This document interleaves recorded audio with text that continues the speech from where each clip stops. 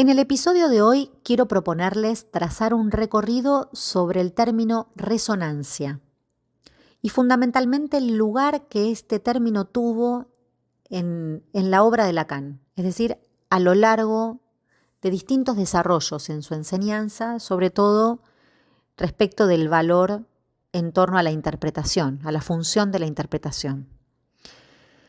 Les comento un poco por qué elegí este título, La teoría de la resonancia y la estética india. Bueno, pasó que investigando un poco sobre la estética india, para seguir con mis intereses por Oriente, encontré un apartado, más precisamente el último, de función y campo de la palabra y el lenguaje en psicoanálisis, que como bien saben ustedes es un escrito de 1956. Ese tercer apartado, Lacan lo tituló Las resonancias de la interpretación y el tiempo del sujeto en psicoanálisis. Fíjense qué interesante, ¿no? 1956 y ya un apartado que llevara por título Las resonancias de la interpretación. Recuerden ustedes que lo que Lacan hace en ese escrito es precisamente volver a traer, ¿no?, la experiencia psicoanalítica a la palabra y al lenguaje como sus fundamentos. Es decir, que vuelve a los fundamentos de la técnica psicoanalítica. Les decía entonces que en ese escrito hay tres referencias que Lacan va a tomar de la tradición hindú, de la tradición india. Y esas tres referencias son un relato en el que se va a ilustrar precisamente el valor y la función de un término, que es dhvani, sobre el que hice mención, creo, en algún otro episodio, que significa sonido. En segundo lugar, la segunda referencia es en torno a un enunciado que se va a llamar enunciado determinativo y que lo va a ilustrar a partir de una aldea sobre el Ganges. Y por último, una tercera referencia llamada de las tres virtudes que menciona en el Gran Upanishads del Bosque, que es una obra clásica de la tradición védica, ¿sí? Tomo esto porque ahí lo que Lacan va a decir es que la referencia en lo que la tradición hindú plantea respecto del dhvani es el hecho de que distingue este término en él una propiedad de la palabra que es la de hacer entender lo que no se dice. Fíjense qué interesante, ¿no? Porque él encuentra en este término hindú, dhvani, una propiedad precisamente de la palabra que es la de hacer entender lo que no dice. Me resulta muy interesante, digamos, poder pensar el valor del equívoco en torno a esto, ¿no? Es decir, cómo podemos pensar la localización de un decir, ¿no?, algo inherente a la palabra, que localice, que sitúe algo que sea del orden de lo que no se dice, y el valor que el equívoco entonces le da a la función de la interpretación. Ese tercer apartado contiene, a mi criterio, una riqueza muy prematura respecto de lo que posteriormente Lacan va a desarrollar en torno a la interpretación, el equívoco, la resonancia, pero que tan tempranamente hace dimensión, abre la dimensión, se trata de la dimensión de la langue, ¿sí?, de la lengua, marcando una fundamental distinción con el lenguaje. Ahora vamos a ver de qué manera.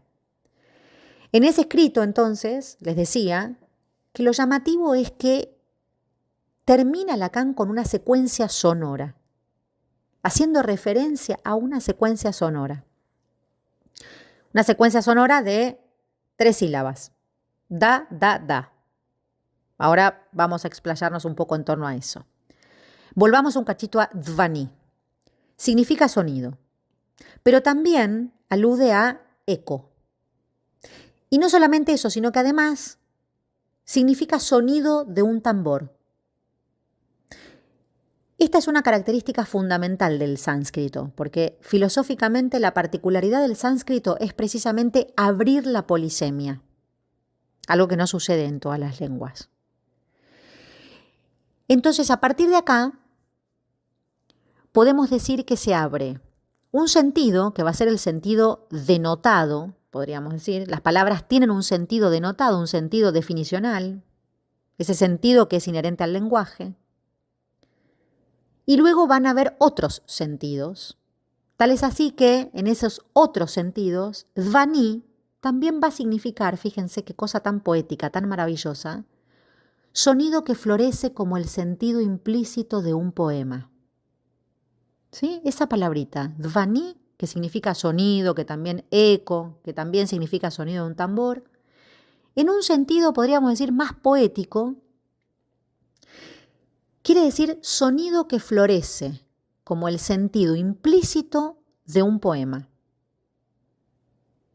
Este es el valor en el que Lacan encuentra la resonancia, ¿no? Dhvani sería la resonancia que da lugar a otro orden del sentido, distinto del que transmite el lenguaje. Entonces, hay algo de ese decir que va a hacer referencia a lo que es sugerido, no a lo que dice. Esto nos permite tomar 3 funciones del lenguaje, tal como las presenta la filosofía hindú, ¿no? Nos permite, en todo caso, comprender mejor a qué hace referencia Dhvani. Es que existe una función de sugerencia. A esta función de sugerencia los hindúes lo van a llamar Vyanjana. Y Vyanjana va a ser un sentido segundo respecto de una primera función, a la que van a llamar abhida. ¿Sí? Tenemos una función sugerida, Vyanjana, que como tal siempre es segunda respecto de una primera llamada abhida, y que nosotros es lo que entendemos por la acción de denotar. ¿Sí? Tenemos una función que denota y una función que sugiere. Además hay una tercera función que ellos van a llamar laksana, que es lo que nosotros podríamos entender como acción poética, y que va a ser a la que Lacan hace referencia en el ejemplo, sobre todo en la aldea sobre el Ganges, ¿sí? Por aquello de que decir la aldea sobre el Ganges no plantearía que hay una aldea literalmente sobre el Ganges, sino que hace referencia a orillas, ¿no? A que hay un deslizamiento allí más metafórico, la aldea sobre el Ganges. Hay entonces un sentido primario, que se trata de la denotación, y un sentido secundario, cuyo sentido es metafórico, ¿sí? Hasta acá, digamos, tendríamos la acción de denotar y la de sugerir. Podemos diferenciar entonces una relación entre la palabra y el sentido, lo que daría lugar a la cosa denotada, y luego un sentido secundario, que no es exactamente la denotación. Pero resulta que hay algunas lecturas filosóficas que admiten un tercer sentido, o Vyangyā. Disculpen la pronunciación, hago lo que puedo, pero estoy recién investigando sobre esto. Este tercer sentido, o Vyangyā, va a hacer referencia a la sugerencia, es decir, va a estar bastante emparentada con ese segundo sentido, pero va a ser propia del sentido poético. Es decir, que va a hacer referencia a lo que es sugerido, pero que de ningún modo deriva de la denotación, como sí lo hace lo metafórico. Y esto tiene que ver con que para ellos, cuando un poeta escribe, cada palabra tiene un sentido primario, pero eso no es lo que el poeta quiere expresar, sino que eso sugiere un sentido no dicho, más profundo, ¿no? La palabra entonces, Vyangyā, va a designar ese sentido poético, quiere decir lo que es manifestado, en el sentido, digamos, literal, manifiesta este sentido poético, pero no porque lo designe, ¿sí? El sentido literal es aprendido, el sentido poético es sugerido. Pero el segundo y el tercer sentido están relacionados, digamos, aunque no se supongan idénticos, están relacionados. De modo que el poeta siempre deja el sentido sin manifestar, ¿no? No es dicho ni denotado, y esta función poética es la que hace aparecer lo que no es dicho, que es lo que decíamos hace un rato, ¿no? Lo que de ella no se entiende. Lacan toma precisamente los recorridos y las enseñanzas de un filósofo hindú para desarrollar todo esto, filósofo que se llamó Anandavardhana, de quien Lacan va a tomar estas referencias. Y Anandavardhana decía que sin Dhvani no hay poesía. Es decir, que Dhvani es un rasgo irreductible de lo sugerido que no puede ser de ningún modo transmitido por el sentido primario de lo que se dice. ¿Sí? ¿Se acuerdan que hace un rato mencionábamos que Dhvani precisamente tiene o supone esa propiedad de la palabra que es la de ubicar lo que no se dice, no se entiende? ¿Sí? Es decir, lo que nunca podría conseguirse por medio del lenguaje, podríamos decir. Si relacionamos ahora entonces este efecto de resonancia poética, ¿no?, con la interpretación, que es lo que yo les proponía en el inicio, ¿no? Según los estudios sobre la estética hindú, hay dos términos que permiten ampliar un poquito más esta cuestión relacionada con Dhvani en la labor poética. El primero de ellos se llama rasa, que alude a la experiencia, ¿no? Y se traduce, la traducción más cercana es placer, deleite, gusto, placer estético. Se utiliza mucho en referencia al arte, ¿sí?, al teatro, después se trasladó a la poesía, a la escultura, al arte en general, ¿no? Y que es aquello que es susceptible de producir placer. Eso significa rasa.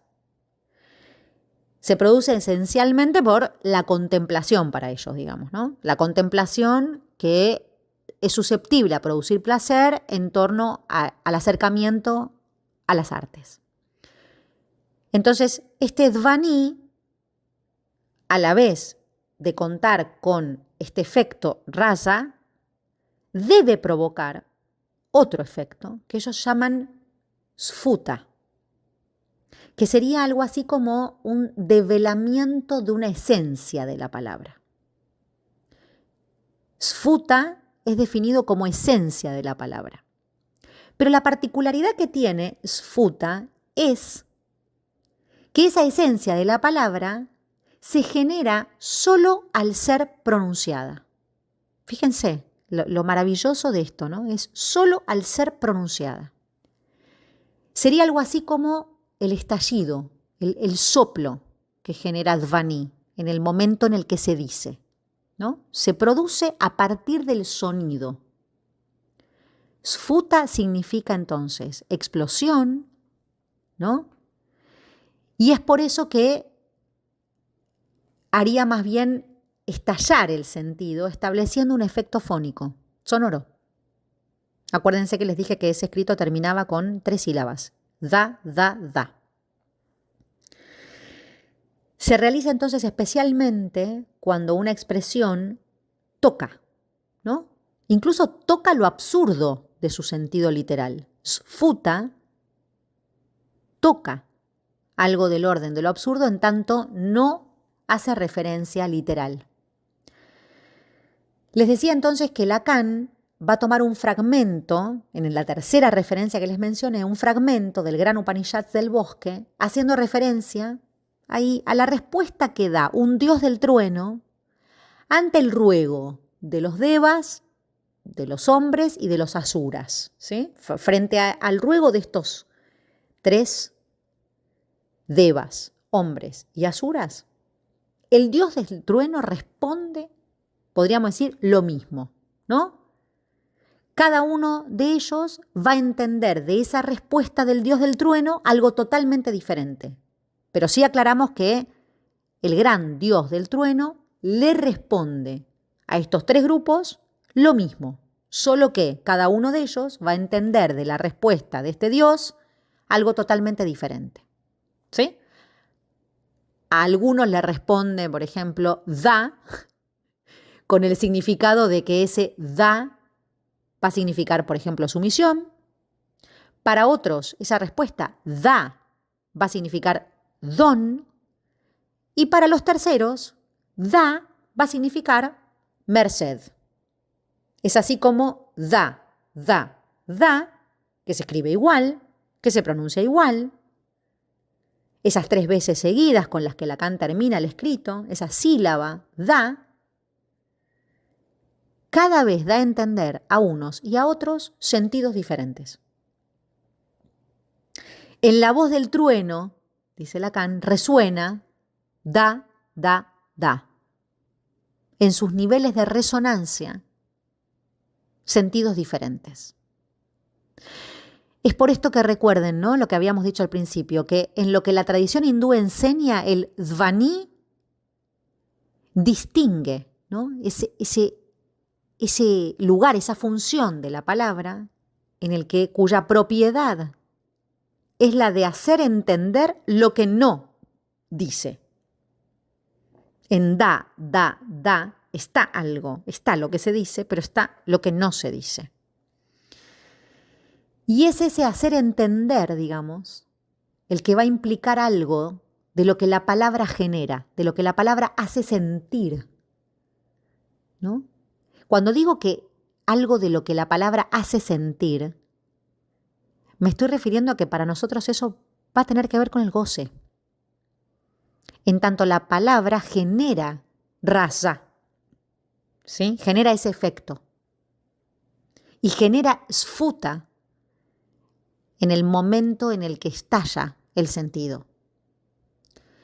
En el fragmento entonces del gran Upanishad del bosque, con el que Lacan termina el escrito, no se dirige allí a la función de la palabra en su sentido de denotar, ni tampoco a la metáfora, aunque en ese último, digamos, no está tan alejado de la metáfora, porque el tercer sentido de la palabra, la tercera función, está muy cercana a la segunda, pero que hace referencia precisamente a la sugerencia, que sería exclusiva de la función poética, ¿no? La función poética sugiere. Es por eso que toma relevancia el término dhvani, precisamente porque en la sugerencia habita esa propiedad de la palabra de hacer entender lo que no dice, ¿sí? Se trata de resonancias semánticas, es decir, una técnica renovada de la interpretación, va a decir Lacan, 1956. Se trata de resonancias semánticas, es decir, una técnica renovada de la interpretación. Una técnica renovada de la interpretación es una palabra, digamos, es una frase que Lacan sitúa en ese escrito. Entonces, lo que el analista hace no es dar sentido, ¿no? No se trata de denotar, sino que la función del analista se orienta a sugerir. El analista hace con el desciframiento, pero en la medida en que se trata de operar en una reducción de sentido. Por lo tanto, lo que me gustaría para finalizar es compartirles también una cita del Seminario 23 que creo que podemos tomar y poner en relación con lo que les planteo respecto a la interpretación y cierto efecto poético que ella introduce. Va a decir Lacan, sucede que me doy el lujo de controlar, como se llama eso, ¿no?, a un cierto número de personas que se han autorizado ellas mismas, está hablando del análisis de control, según mi fórmula para ser analista, dice. Y hay 2 etapas. Hay una etapa en la que son como el rinoceronte. Ellos hacen más o menos cualquier cosa y yo los apruebo siempre, dice Lacan. En efecto, siempre tienen razón.